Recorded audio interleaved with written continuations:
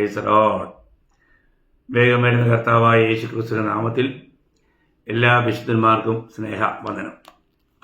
കർത്താവിൻ്റെ വലിയ കൃപയാൽ ഒരിക്കൽ കൂടി തിരുവചനം എല്ലാവരുമായിട്ട് പങ്കുവയ്ക്കുവാനുള്ള ഒരവസരം കൂടി കർത്താവ് ഒരുക്കി തന്നതിനായി കർത്താവിനെ സ്തുതിക്കുന്നു. നമുക്ക് ഈ ലോകയാത്രയിൽ നമുക്ക് ലഭിച്ച ഏറ്റവും വലിയൊരു ദാനമാണ്, സമ്മാനമാണ് ദൈവത്തിൻ്റെ വചനം. അത് പഠിക്കുന്നത് എത്ര അനുഗ്രഹമാണ്.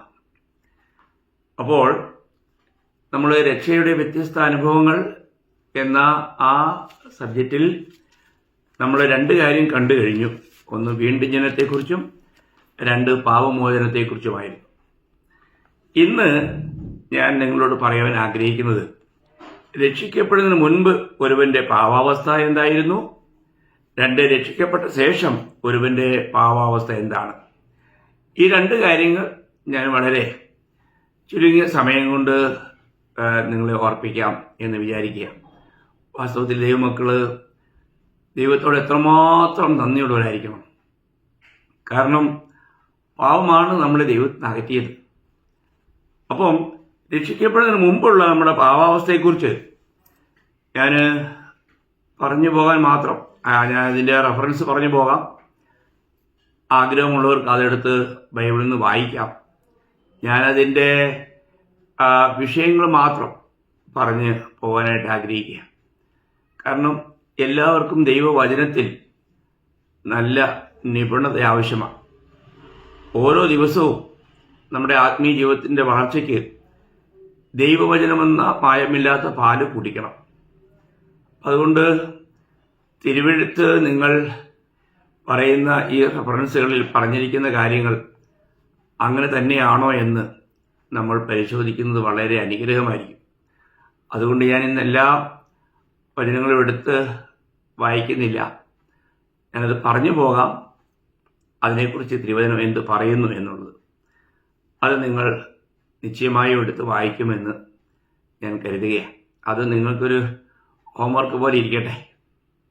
അപ്പോൾ രക്ഷിക്കപ്പെടുന്നതിന് മുമ്പുള്ള നമ്മുടെ പാപാവസ്ഥയെക്കുറിച്ച് നമ്മൾ തിരുവചനത്തിൽ വായിക്കുന്നത് അതിൻ്റെ 7 സവിശേഷതകളാണ് ഞാൻ ഓർപ്പിക്കാൻ ആഗ്രഹിക്കുന്നത്. അതിലൊന്നാമത്തെ കാര്യം അത് ദൈവമുഖപ്രകാശത്തിൽ വെച്ചിരിക്കുന്നു എന്നുള്ളതാണ്. നമ്മുടെ പാപങ്ങൾ നാം ചെയ്തതെല്ലാം ദൈവമുഖപ്രകാശത്തിൽ വെച്ചിരിക്കുന്നു. നമ്മൾ 90-ാം സങ്കീർത്തനത്തിൻ്റെ 8-ാം വാക്യത്തിൽ അങ്ങനെയാണ് വായിക്കുന്നത്. നമ്മുടെ പാപങ്ങൾ ദൈവം തൻ്റെ മുഖപ്രകാശത്തിൽ വെച്ചിരിക്കുക എന്ന് വെച്ചാൽ ഒരിക്കലും ഒരു പാപിക്ക് ആ പാപങ്ങൾ ഏറ്റുപറഞ്ഞ് ഉപേക്ഷിക്കാതെ തന്നോട് അടുക്കാൻ കഴിയത്തില്ല. അപ്പം ദൈവം അത് മറന്നു പോകുന്നില്ല. അതുകൊണ്ട് നമ്മുടെ പാപങ്ങൾ ദൈവമുഖപ്രകാശത്തിൽ വെച്ചിരിക്കുന്നു എന്നാണ് 90-ാം സങ്കീർത്തനം 8-ാം വാക്യം. നിങ്ങളത് നിശ്ചയമായിട്ടും വായിക്കണേ. രണ്ടാമത് നമ്മൾ നമ്മുടെ പാപാവസ്ഥയെക്കുറിച്ച് വായിക്കുന്നത് അത് സ്വർഗത്തിൽ ഭണ്ഡാരത്തിൽ കെട്ടപ്പെട്ടിരിക്കുന്നു എന്നാണ്. എന്താണ്? നമ്മുടെ പാപങ്ങൾ സ്വർഗത്തിൽ ദൈവഭണ്ഡാരത്തിൽ കെട്ടിപ്പറ്റിച്ചിരിക്കുന്നു എന്ന് വെച്ചെന്നാൽ അത് മാറിപ്പോകത്തില്ല, കാണാതാകത്തില്ല. അത് നിശ്ചയമായിട്ടും അത് ഒരു ദിവസം വെളിപ്പെടുത്തി ദൈവം ന്യായം വിധിക്കും. അപ്പോൾ അതിനെക്കുറിച്ചാണ് ഇയ്യോബ് 14-ാം അധ്യായം 17-ാം വാക്യത്തിൽ, ഇയ്യോബ് 14-17 അതുണ്ട്. അതേ കാര്യം തന്നെ ആവർത്തന പുസ്തകം 32-ാം അധ്യായം 34-ാം വാക്യത്തിലുണ്ട്. ആവർത്തനം 32-34. അതേ കാര്യം തന്നെ ഹോശയ 13-12 നോക്കണം. ഈ ഒരേ കാര്യം എന്ന് പറഞ്ഞാൽ മനുഷ്യൻ ദൈവത്തിനെതിരെ ചെയ്യുന്ന പാപങ്ങൾ ദൈവഭണ്ഡാരത്തിൽ കെട്ടിപ്പറ്റിച്ചിരിക്കുന്നു, അത് സൂക്ഷിച്ചു വെച്ചിരിക്കുകയാണ്. നോക്കണം, ഇതിനെല്ലാം ഒരു ദിവസം ന്യായവിധിയുണ്ട്. അതുകൊണ്ട് തന്നെ നമ്മളതിനെ വളരെ ഗൗരവമായിട്ട് കാണണം. വീണ്ടും മൂന്നാമതേ നമ്മുടെ പാപത്തെക്കുറിച്ച് പറഞ്ഞിരിക്കുന്നത് യേശയ്യാ പ്രവചനം 65-ാം അധ്യായം 6-ാം വാക്യത്തിലാണ്. അവിടെ വായിക്കുന്നത് അത് എഴുതി സൂക്ഷിച്ചിരിക്കുന്നു. എഴുതി സൂക്ഷിച്ചിരിക്കുന്നു. അതിനെക്കുറിച്ച് ഇരമ്യാവ് 17:1 വായിക്കുന്നത് ഇരുമ്പെഴുത്താണി കൊണ്ട് എഴുതി വെച്ചിരിക്കുന്ന എന്ന് പറഞ്ഞാൽ അത്ര ശക്തമായിട്ടുള്ള നിലയിൽ അത് സൂക്ഷിക്കപ്പെട്ടിരിക്കുന്നു എന്നുള്ളതാണ്. അതൊരു കാരണവശാലും മാഞ്ഞു പോകില്ല. അത് എത്ര ശക്തമായ ഒരു മുന്നറിയിപ്പ് അറിയും മക്കളെ. നമ്മുടെ ജീവിതത്തിൽ നമ്മൾ രക്ഷിക്കപ്പെടുന്നതിന് മുൻപുണ്ടായിരുന്ന നമ്മുടെ പാപാവസ്ഥ എന്നുള്ളത് എത്ര ഭീകരാവസ്ഥയായിരുന്നു എന്ന് നമ്മളതിനെക്കുറിച്ച് ചിന്തിക്കണ്ടേ. നാലാമത്തെ കാര്യം, അത് നമ്മുടെ പാപം ദൈവം ഓർത്തുകൊണ്ടിരിക്കുന്നു എന്നുള്ളത്. നിങ്ങൾ അങ്ങനെയുള്ള വാക്യങ്ങളൊക്കെ വായിച്ചിട്ടുണ്ടോ? ഹോശേയ പ്രവചനം 7-ാം അധ്യായം 2-ാം വാക്യം, അതിൻ്റെ ആരംഭത്തിൽ പാട്ട്. ഹോശേയ 7:2 അതിൻ്റെ ആരംഭത്തിൽ ദൈവം ഓർത്തുകൊണ്ടിരിക്കുന്നു. നമ്മൾ ചിന്തിക്കണേ, നമ്മുടെ പാവങ്ങൾ ദൈവം ഓർത്തുകൊണ്ടിരിക്കുന്നു. വളരെ ഭയാനകമായ ഒരവസ്ഥയല്ലേ പ്രിയമുള്ളവരെ. 5-ാമത്തെ കാര്യം പറഞ്ഞിരിക്കുന്നത് അത് കടും ചുവപ്പാണെന്നാ. കടും ചുവപ്പ്, അത് നിങ്ങൾക്കറിയാം അല്ലേ. വരുവിൻ നമുക്ക് അതിന് വാദിക്കാം, നിങ്ങളുടെ പാപം എത്ര കടും ചുവപ്പായിരുന്നാലും. അപ്പോൾ അത് ഏഷ്യ 1:18 നിങ്ങൾക്ക് എല്ലാവർക്കും ഓർമ്മയുണ്ടാകും. അത് പെട്ടെന്ന് ഓർക്കാവുന്ന ഒരു വാക്യമാണ്. എന്നാൽ 6-ാമത്തെ കാര്യം വീണ്ടും പറയുന്നത് അത് മലിനമായിരിക്കുന്നു എന്നുള്ളതാണ്. മലിനമായിരിക്കുന്നു. നോക്കണേ, ഇരമ്യാവ് 2:22 അത് മലിനമാണ്. അപ്പോൾ പാപി എപ്പോഴും ദൈവസന്നിധിയിലേക്ക് കടന്നു ചെല്ലുവാൻ യാതൊരു യോഗ്യതയുമില്ലാത്തൊരവസ്ഥയാണ്. നോക്കണം, പാപം എപ്പോഴും നമ്മളെ ദൈവത്തിൽ നിന്ന് അകറ്റുന്നു. ഒരു പാപിക്ക് ഒരിക്കലും സ്വയമേവ ആ ദൈവത്തിൻ്റെ സന്നിധിയിലേക്ക് കടന്നു വരാൻ കഴിയില്ല. എന്നാൽ ദൈവത്തിൻ്റെ മനസ്സലിവ്, ദൈവത്തിൻ്റെ കരുണ, ദൈവത്തിന് നമ്മളോട് മനസ്സലിഞ്ഞ് നമുക്ക് മാനസാന്തരം തരുന്നു. മാനസാന്തരം എന്നുള്ളത് തന്നെ ദൈവത്തിൻ്റെ ദയയാണെന്നാണ് റോമർ 2:4 വായിക്കുന്നത്. ദൈവത്തിൻ്റെ ദയ നിന്നെ മാനസാന്തരത്തിലേക്ക് നടത്തുന്നു. എത്ര ഒരു വലിയ കാര്യമാണ്. ഓരോ ദിവസവും പാപിയുടെ മേൽ ദൈവം ദയ ചൊരിയുന്നുണ്ട്. പക്ഷെ എല്ലാവരും അതിനെ മനസ്സിലാക്കുന്നില്ല. അപ്പോൾ ഇതാണ് രക്ഷിക്കപ്പെടുന്നതിന് മുൻപുള്ള നമ്മുടെ പാപാവസ്ഥ എന്നാണ് നമുക്ക് കാണാൻ കഴിയുന്നത്. അപ്പോൾ ഞാൻ പറഞ്ഞ കാര്യങ്ങൾ നിങ്ങൾ ഓർക്കണമേ. രക്ഷിക്കപ്പെടുന്നതിന് മുൻപുള്ള നമ്മുടെ പാപാവസ്ഥ അത് ദൈവമുഖ പ്രകാശത്തിൽ വെച്ചിരിക്കുന്നു. സ്വർഗത്തിൽ ദൈവഭണ്ഡാരത്തിൽ കെട്ടപ്പെട്ടിരിക്കുന്നു, എഴുതി വച്ചിരിക്കുന്നു. അത് ദൈവം ഓർത്തുകൊണ്ടിരിക്കുന്നു. അത് കടും ചുവപ്പാണ്. അത് മലിനമായിരുന്നു. അത് മലിനമാണ്. ഇതായിരുന്നു നമ്മുടെ ക്രിസ്തുവിലാകുന്നതിന് മുൻപുള്ള, രക്ഷിക്കപ്പെടുന്നതിന് മുൻപുള്ള നമ്മുടെ പാപത്തിൻ്റെ അവസ്ഥ. എത്രയോ ഭയാനകമാണ്. ഒരിക്കലും ദൈവത്തിന് അങ്ങോട്ട്, ദൈവത്തിൻ്റെ ദൃഷ്ടിയിൽ അതൊന്നും നോക്കുവാൻ പോലും ദൈവത്തിന് പറ്റില്ല. അങ്ങനെയുള്ള ദൃഷ്ടിയുള്ള ഒരു ദൈവമാണ് നമ്മുടെ ദൈവം. അപ്പം അങ്ങനെയാണെങ്കിൽ നമ്മുടെ അവസ്ഥ എത്രയോ ഭയാനകമായിരുന്നു. നമ്മൾ എവിടെ ചെന്ന് പതിക്കേണ്ടവരാണ്. അത് നിശ്ചയമായിട്ടും നമ്മുടെ മേൽ ഒരു എഴുത്തുണ്ടായിരുന്നു. ശിക്ഷാവിധിക്ക് വേണ്ടി ഇവർ നിയുക്തർ എന്നുള്ള ഒരു എഴുത്തുണ്ടായിരുന്നു. അതാണ് നമ്മൾ കൊളോസ് 2:14-15 വാക്യങ്ങൾ വായിക്കുന്നത്. എന്നാൽ തൻ്റെ മരണത്തിലൂടെ പാപത്തിൻ്റെ ശിക്ഷ സ്വയം ഏറ്റെടുത്തുകൊണ്ട് കർത്താവ് നമ്മളെ അവിടുന്ന് വീണ്ടെടുക്കുക, രക്ഷിക്കുക. അപ്പോൾ നമ്മുടെ പേരുണ്ടായിരുന്ന ആ എഴുത്ത് മായ്ച്ചു കളയുക. അപ്പം ഇതുപോലെ ഉണ്ടായിരുന്ന പാപാവസ്ഥയിലായിരുന്ന നമ്മളെ കർത്താവ് രക്ഷിച്ചു കഴിഞ്ഞപ്പോൾ, രക്ഷിക്കപ്പെട്ട ശേഷം ഒരുവൻ്റെ പാപം അതെങ്ങനെയായിരുന്നു എന്നുള്ളത് നമ്മൾ മനസ്സിലാക്കണം. അതാണ് നമ്മൾ ദൈവത്തോട് നമ്മൾ എത്ര നന്ദി പറഞ്ഞാലും മതി വരികയില്ല. രക്ഷിക്കപ്പെട്ട ഒരുവൻ്റെ പാവാവസ്ഥയെക്കുറിച്ച് ഒന്നാമതേ നമ്മൾ വായിക്കുന്നത് യെശയ്യാ പ്രവചനം 38-ാം അധ്യായം 17-ാം വാക്യത്തിൻ്റെ അവസാന ഭാഗത്താണ് ഈ പാട്ട്. അവിടെ വായിക്കുന്നത് നമ്മുടെ പാവങ്ങളെ ദൈവം പുറകിൽ എറിഞ്ഞു കളഞ്ഞു എന്നാണ്. പുറകിൽ എറിഞ്ഞു കളഞ്ഞു. നോക്കുക, എന്ന് പറഞ്ഞാൽ ആ പാവങ്ങൾ ഇനിയും ദൈവത്തിന് മുമ്പിൽ വരത്തില്ല. അതെന്നേക്കുമായിട്ട് ദൈവം പുറകിൽ എറിഞ്ഞു കളയുക. എത്ര ഭാഗ്യാവസ്ഥയാണ്. ഒരു വ്യക്തി രക്ഷിക്കപ്പെടുമ്പോൾ ആ വ്യക്തിക്കുണ്ടാകുന്ന അനുഭവം എത്ര ശ്രേഷ്ഠമാണെന്ന് മനസ്സിലാക്കണം. 2 നമ്മൾ വായിക്കുന്നത് മീഖാ പ്രവചനം 7-ാം അധ്യായം 19-ാം വാക്യത്തിലാണ്. അവിടെ വായിക്കുന്നത് സമുദ്രത്തിൻ്റെ ആഴത്തിൽ ഇട്ട് കളഞ്ഞു. നമ്മുടെ പാവങ്ങളെ സമുദ്രത്തിൻ്റെ ആഴത്തിലിട്ട് കളഞ്ഞു, ആഴക്കടലിലേക്ക്. പറയുന്നതിന് സാരം അതിന് ഒരിക്കലും പൊങ്ങി വരത്തില്ല, അതൊരിക്കലും ഇനി വെളിപ്പെട്ട് വരത്തില്ല. അവിടെ എന്ന് പറയുന്നാൽ നമ്മളതിനെ മറ്റൊരു വാക്യം നമുക്ക് അതിനോട് ചേർന്ന് ചിന്തിക്കാൻ കഴിയുന്നൊരു വാക്യം 85-ാം സങ്കീർത്തനത്തിൻ്റെ 2-ാം വാക്യമാണ്. അവിടെ നീ അതിനെ മൂടിക്കളഞ്ഞു. ദൈവം മൂടിക്കളഞ്ഞാൽ പിന്നെ ആർക്ക് കണ്ടെത്താൻ കഴിയും? അല്ലേ? നിങ്ങൾക്കറിയാലോ, ഒരാളെ മാത്രം ദൈവം ശവമടക്കി. ആരെയാണെന്നറിയാമോ? മോശയെ. ദൈവം തന്നെയാണ് തൻ്റെ ഭക്തനെ അടക്കിയതെന്ന്. ആ ഭക്തനെ അടക്കിയത് എവിടെയാണെന്ന് ആർക്കും കണ്ടെത്താൻ ഇന്ന് വരെ കഴിഞ്ഞിട്ടില്ല, അത് കഴിയത്തുമില്ല.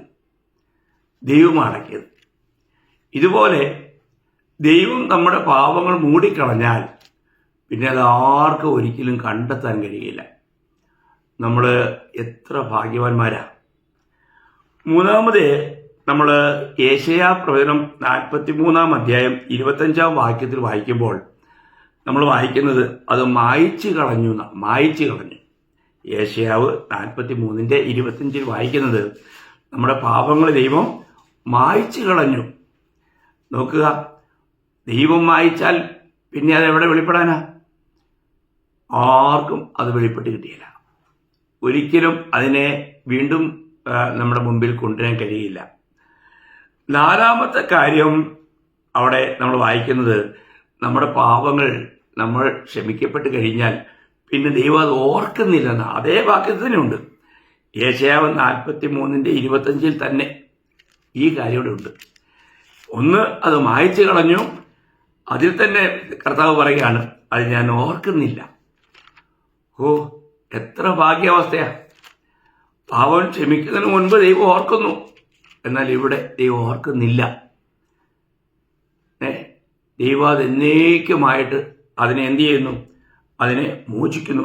നമുക്കതിനൊരു വാക്യമുണ്ട്, യിരെമ്യാവ് 31-ന്റെ 34, അതിൻ്റെ അവസാന ഭാഗത്ത് വായിക്കുന്നുണ്ട്, ദൈവം അവരുടെ പാപങ്ങളെ മോചിക്കുന്നു. അങ്ങനെ മോചിക്കപ്പെട്ട അവസ്ഥ എത്ര ഇതല്ലേ? ദൈവം ഓർക്കുന്നില്ല, കാരണം ദൈവം അതിനെ മോചിച്ചു. ദൈവം മോചിച്ചതുകൊണ്ട് പിന്നീട് അവരുടെ പാപങ്ങളെ ഓർക്കുന്നില്ല. ഇത് വളരെ വിലപ്പെട്ടൊരു കാര്യമാണ്. ദൈവമക്കൾ ഇതൊക്കെ മനസ്സിലാക്കി കഴിഞ്ഞാൽ നമ്മൾ എത്ര നന്ദിയുള്ള ഹൃദയത്തോടെ ദൈവത്തെ സ്തുതിക്കണം. 5-ാമത്തെ കാര്യം, ഹിമം പോലെ അത് ദൈവം വെളുപ്പിച്ചു എന്നുള്ളതാണ്. എന്ന് പറഞ്ഞാൽ നമ്മുടെ പാപത്തിൻ്റെ സ്ഥാനത്ത് ഇനി ഒന്നും കാണുന്നില്ല, അത് ഹിമം പോലെ വെള്ളയായി. എന്ന് പറഞ്ഞാൽ അവിടെ എന്തെങ്കിലും ഉണ്ടായിരുന്നതായിട്ട് ഇനി ആർക്കും കണ്ടെത്താൻ കഴിയില്ല. യേശയ്യാവ് 1-18 നമുക്കറിയാം. അപ്പോൾ അത് ദൈവം ഹിമം പോലെ വെളുപ്പിക്കും. എന്ന് പറഞ്ഞാൽ ഒരു രീതിയിലും നമ്മൾ ഈ ചിലതൊക്കെ എഴുതിയിട്ട് നമ്മൾ റബ്ബർ കൊണ്ട് തുടച്ചു കഴിഞ്ഞാലും അത് അവിടെ വീണ്ടും നമുക്ക് അവിടെ എന്തോ ഉണ്ടായിരുന്നു തുടച്ചായിട്ട് കാണാം. എന്നാൽ ഇതങ്ങനെയല്ല, ഒരു കാരണവശാലും കാണാൻ പറ്റാതെ വണ്ണം അത് ഹിമം പോലെ വെളുപ്പിക്കുന്ന ദൈവത്തിൻ്റെ വചനം പറയുന്നത്. ചിന്തിക്കുക. 6-ാമത്തെ കാര്യം, ദൈവം എന്ത് ചെയ്യുന്നു? നമ്മളെ ആ പാപങ്ങളെ തൻ്റെ രക്തത്താൽ കഴുകി ശുദ്ധീകരിക്കുന്നു. നമ്മുടെ പാപങ്ങൾ ദൈവം തൻ്റെ രക്തത്താൽ കഴുകി ശുദ്ധീകരിക്കുന്നു. എത്ര വലിയ കാര്യമാണ്! അവൻ്റെ പുത്രനായ യേശുവിൻ്റെ രക്തം സകല പാപവും പോക്കി നമ്മെ ശുദ്ധീകരിക്കുന്നു. 1 യോഹന്നാൻ 1-ന്റെ 7-ാം വാക്യത്തിൻ്റെ ബി പാർട്ട്, അവസാന ഭാഗം നമുക്കെല്ലാവർക്കും അറിയാം. എന്നാൽ പ്രിയമുള്ളവരെ, നമ്മളൊരു കാര്യം മനസ്സിലാക്കേണ്ടത്, ഇവിടെ ഒരു കാര്യം വളരെ ശ്രദ്ധിക്കണം. ഇത് ദൈവം നാം രക്ഷിക്കപ്പെടുമ്പോൾ നമ്മുടെ അവസ്ഥയാക്കി തീർക്കുന്ന കാര്യമാണ്. എന്നാൽ രക്ഷിക്കപ്പെട്ട ശേഷം, അപ്പോൾ രക്ഷിക്കപ്പെടുമ്പോൾ ഞാൻ പാപിയാണെന്ന് സമ്മതിക്കുമ്പോൾ തന്നെ ദൈവം നമ്മളോട് ചെയ്യുന്ന കാര്യങ്ങളാണ് നമ്മളിപ്പോൾ ഇവിടെ വായിച്ചത്. രക്ഷിക്കപ്പെട്ട ഒരു വ്യക്തിയുടെ പാപം ദൈവം പുറകിൽ എറിഞ്ഞു കളയുന്നു. സമുദ്രത്തിൻ്റെ ആഴത്തിൽ ഇട്ട് കളയുന്നു, പിന്നെ അത് മൂടിക്കളയുന്നു, പിന്നെ മായ്ച്ചു കളയുന്നു, പിന്നെ ഓർക്കുന്നില്ല. അത് മോചിക്കപ്പെട്ടിരിക്കുന്നു, ഹിമം പോലെ വെള്ളയായിരിക്കുന്നു, അത് പൂർണ്ണമായും ശുദ്ധീകരിക്കപ്പെട്ടിരിക്കുന്നു. ഇത് പാപം മോചിക്കപ്പെട്ട, അല്ലെങ്കിൽ ഒരു പാപി ദൈവസന്നിധിയിൽ വന്ന് കർത്താവെ, ഞാൻ പാപിയാണ്, എൻ്റെ പാപത്തിൻ്റെ ശിക്ഷയാണ് അവിടുന്ന് ക്രൂശിൽ ഭരിച്ചത് എന്ന് വിശ്വസിച്ചുകൊണ്ട് കർത്താവിലേക്ക് നോക്കുന്ന ഒരു വ്യക്തിക്ക് ലഭിക്കുന്ന പാപക്ഷമയുടെ അനുഭവം. എന്നാൽ ഈ പാപക്ഷമ പ്രാപിച്ച ശേഷവും നമ്മൾ അതേ ജഡത്തിൽ അതേ ലോകത്തിലാണ് ജീവിക്കുന്നത്. അതുകൊണ്ട് വീണ്ടും നമ്മളിൽ പാപം സംഭവിക്കാം. നമ്മൾ വീണ്ടും ജനിച്ചൊരു വ്യക്തി മനഃപൂർവ്വമായി പാപം ചെയ്യുന്നില്ല, എന്നാൽ തന്നെ നമുക്ക് പാപം സംഭവിക്കാം. അത് നമ്മൾ ഇതിനു മുൻപ് പല പ്രാവശ്യം ചിന്തിച്ചതാണ്.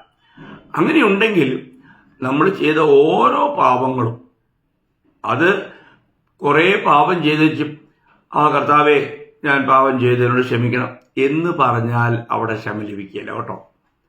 കുറുക്കു വഴി തേടരുതേ. നമ്മൾ ചെയ്യുന്ന ഓരോ തെറ്റുകളും അത് നമ്മൾ ഏറ്റുപറയണം ദൈവസന്നിധിയിൽ.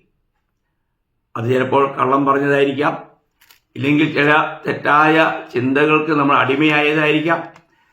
ഏത് തെറ്റാണെങ്കിലും അത് ഓരോന്നായി നമ്മൾ ദൈവത്തിൻ്റെ സന്നിധിയിൽ ഏറ്റുപറഞ്ഞേ മതിയാവും. അത് വളരെ ശ്രദ്ധിക്കണം. അനേക വിശുദ്ധന്മാരും ഈ കാര്യത്തിലൊന്നും മനസ്സ് വയ്ക്കാറില്ല, അവരതിനെ ഗൗരവമായി കാണാറില്ല. എന്നാൽ ഞാൻ നിങ്ങളോട് അപേക്ഷിക്കുന്നു, നിങ്ങൾ അങ്ങനെയുണ്ടെങ്കിൽ നിങ്ങൾക്ക് ആത്മീയമായി ബലപ്പെടാൻ കഴിയുകയില്ല. നിങ്ങൾ നിശ്ചയമായും ഒരിക്കൽ രക്ഷിക്കപ്പെട്ടതായിരിക്കാം, എന്നാൽ ആ രക്ഷയുടെ സന്തോഷത്തിൽ നിങ്ങൾക്ക് നിലനിൽക്കാൻ കഴിയാത്ത അനുഭവം ഉണ്ടാവും. ആത്മീയമായിട്ട് നിങ്ങൾക്ക് ബലപ്പെടാൻ കഴിയുകയില്ല.